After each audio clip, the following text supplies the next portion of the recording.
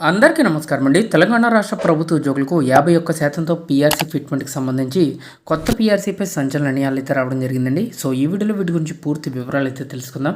ముందుగా వీడియోని సపోర్ట్ చేసే వారందరూ కూడా వీడియోని ఒక లైక్ చేసి మీ తోటి ఉద్యోగ మిత్రులకు వీడియోని అయితే షేర్ చేయండి. ఛానల్ని ఫస్ట్ టైం కనుక విజిట్ చేసినట్లయితే తప్పనిసరిగా సబ్స్క్రైబ్ చేసుకుని పక్కన ఉండే బెల్ సింబల్ని యాక్టివేట్ చేసుకోండి. ప్రభుత్వ ఉద్యోగులకి సంబంధించి తెలంగాణ రాష్ట్రంలో 51%తో ఫిట్మెంట్తో పీఆర్సీ అమలు చేయాలని చెప్పేసి ఒక ఇంపార్టెంట్ అప్డేట్ అయితే రావడం జరిగిందండి.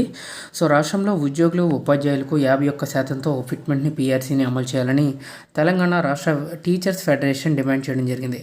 అయితే ఇక్కడ రెండవ వేతన సవరణ రిపోర్ట్ను ప్రభుత్వం త్వరగా తెప్పించుకుని అమలు చేయాలని కోరింది. యాక్చువల్గా రెండవ వేతన సవరణకు సంబంధించి కమిటీ తన రిపోర్ట్ని అయితే పూర్తి చేయడం జరిగింది. దానికి ప్రభుత్వం అయితే ఈ రిపోర్ట్ని తెప్పించుకుని అమలు చేయాలి. అయితే ఇలా అమలు చేయడం వల్ల చాలామందికి కొత్త పీఆర్సీ ప్రకారం పే స్కేల్స్ అయితే వస్తాయి. అయితే ప్రభుత్వం దగ్గర ప్రజెంటు ఆర్థిక ఆర్థిక ఆర్థిక నష్టాలు అయితే ఉన్నాయండి ప్రభుత్వానికి సంబంధించి. సో కాబట్టి పీఆర్సీ అనేది డిలే అవుతున్నట్లుగా సమాచారం అయితే వస్తుంది. ఇక టీఆర్టీఎఫ్ రాష్ట్ర కార్యవర్గ సమావేశం ఆదివారం నిర్వహించారు. ఈ సందర్భంగా రాష్ట్ర అధ్యక్షుల ప్రధాన కార్యదర్శులు కటకం రమేష్, మారెడ్డి అంజిరెడ్డిలు మాట్లాడుతూ 2023 జూలై నుంచి అమలు కావాల్సిన పీఆర్సీ 2025 ఏప్రిల్ పూర్తవుతున్న అమలు చేయకపోవడం దారుణం. సో దేశంలో 5 డిఏలు పెండింగ్లో ఉన్న రాష్ట్రం మన తెలంగాణ రాష్ట్రం ఒకటేనని తెలిపారు.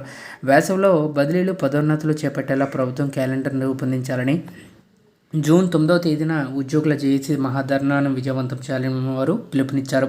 ఇక ఈ సమావేశంలో తదితరులు అయితే పాల్గొనడం జరిగింది.